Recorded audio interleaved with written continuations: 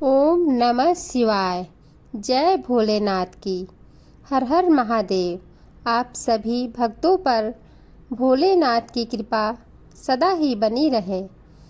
चलिए सुनते हैं सोमवार की व्रत कथा।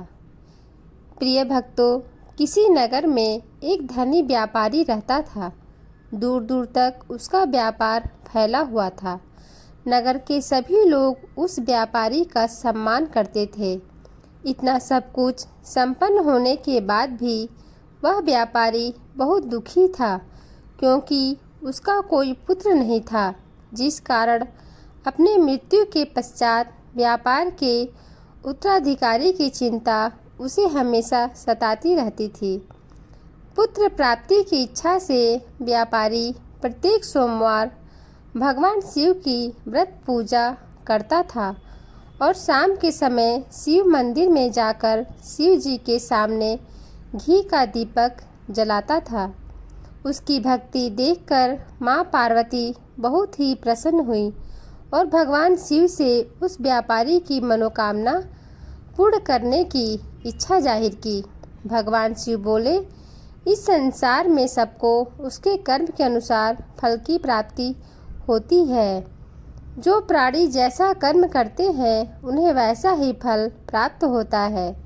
शिव जी द्वारा समझाने के बावजूद माँ पार्वती नहीं मानी और उस व्यापारी की मनोकामना पूर्ति हेतु वे शिव जी से बार बार अनुरोध करती रही। माता के आग्रह को देखकर भगवान भोलेनाथ को उस व्यापारी को पुत्र प्राप्ति का वरदान देना ही पड़ा।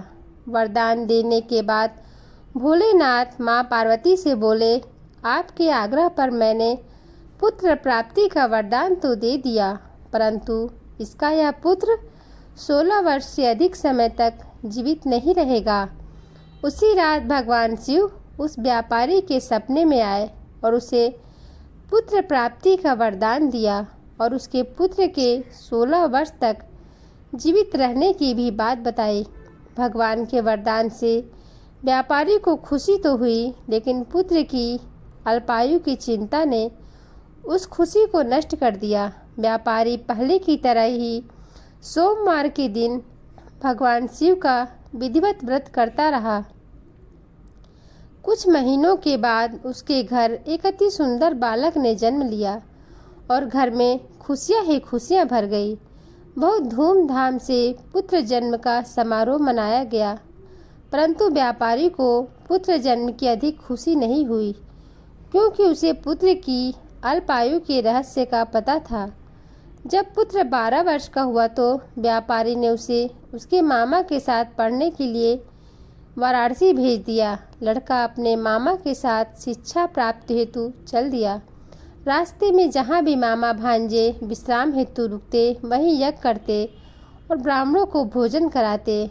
लंबी यात्रा के बाद मामा भांजे एक नगर में पहुँचे। उस दिन नगर के राजा की कन्या का विवाह था, जिस कारण पूरे नगर को सजाया गया था। निश्चित समय पर बारात आ गई, लेकिन वर का पिता अपने बेटे के एक आंख से काने होने के कारण बहुत चिंतित था। उसे भय था कि इस बात का पता चलने पर कहीं राजा विवाह से इनकार न कर दे, इससे उसकी बदनामी भी होगी। जब वर के पिता ने व्यापारी के पुत्र को देखा तो उसके मस्तिष्क में एक विचार आया।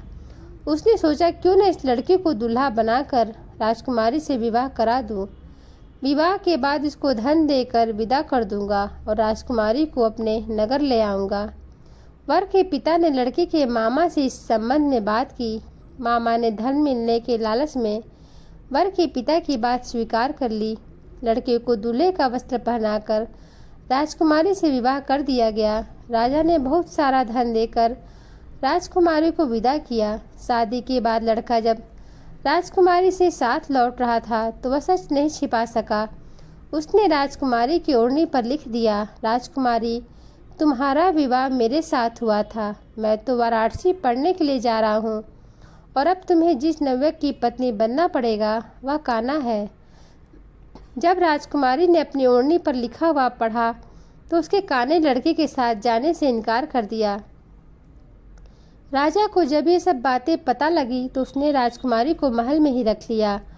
उधर लड़का अपने मामा के साथ वाराणसी पहुंच गया और गुरुकुल में पढ़ना शुरू कर दिया। जब उसकी आयु 16 वर्ष की हुई तो उसने यज्ञ किया। यज्ञ की समाप्ति पर ब्राह्मणों को भोजन कराया और खूब अन्न वस्त्र दान किए। रात को वह अपने शयन कक्ष में सो गया। शिव के वरदान के अनुसार शयनावस्था में ही उसके प्राण पखेरु उड़ गए। सूर्योदय पर मामा मृत भांजे को देखकर रोने पीटने लगा। आसपास के लोग भी एकत्र होकर दुख प्रकट करने लगे। लड़के के मामा के रोने विलाप करने के स्वर समीप से गुजरते हुए भगवान शिव और माता पार्वती जी ने भी सुने। माता पार्वती ने भगवान से कहा, प्राणनाथ, मुझे इसके रोने के स्वर सहन नहीं हो रहे, आप इस व्यक्ति के कष्ट को अवश्य दूर करें। भगवान शिव ने माता पार्वती के साथ अदृश्य रूप में समीप जाकर देखा तो भोलेनाथ माता पार्वती से बोले, यह तो उसी व्यापारी का पुत्र है जिसे मैंने 16 वर्ष की आयु का वरदान दिया था। इसकी आयु पूरी हो गई है। माँ पार्वती ने फिर भगवान शिव से निवेदन कर उस बालक को जीवन देने का आग्रह किया। माता पार्वती के आग्रह पर भगवान शिव ने उस लड़के को जीवित होने का वरदान दिया और कुछ ही पल में वह जीवित होकर उठ बैठा। शिक्षा समाप्त करके लड़का मामा के साथ अपने नगर की ओर चल दिया। दोनों चलते हुए उसी नगर में पहुँचे जहाँ उसका विवाह हुआ था। उस नगर में भी यज्ञ का आयोजन किया। समीप से गुजरते हुए नगर के राजा ने यज्ञ का आयोजन देखा और उसने तुरंत ही लड़की और उसके मामा को पहचान लिया।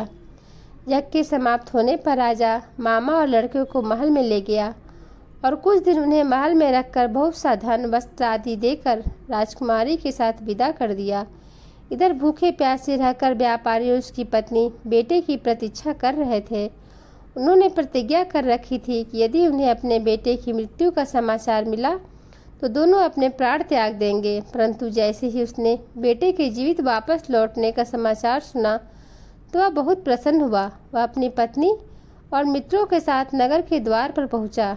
अपने बेटे के विवाह का समाचार सुनकर पुत्रवधू राजकुमारी को देखकर उसकी खुशी का ठिकाना न रहा। उसी रात भगवान शिव ने व्यापारी के सपने में आकर कहा, हे श्रेष्ठी, मैंने तेरे सोमवार के व्रत करने और व्रत कथा सुनने से प्रसन्न होकर तेरे पुत्र को लंबी आयु प्रदान की है। पुत्र की लंबी आयु जानकर व्यापारी बहुत प्रसन्न हुआ। शिव भक्त होने तथा सोमवार का व्रत करने से व्यापारी की सभी मनोकामनाएं पूर्ण हुई। इसी प्रकार जो भक्त सोमवार का विधिवत व्रत करते हैं और व्रत कथा सुनते हैं उनकी सभी मनोकामनाएं महादेव जरूर पूरी करते हैं। हर हर महादेव, जय भोलेनाथ की। अगर आपको हमारी ये वीडियो अच्छी लगी हो तो हमारे चैनल को लाइक करें और सब्सक्राइब करें।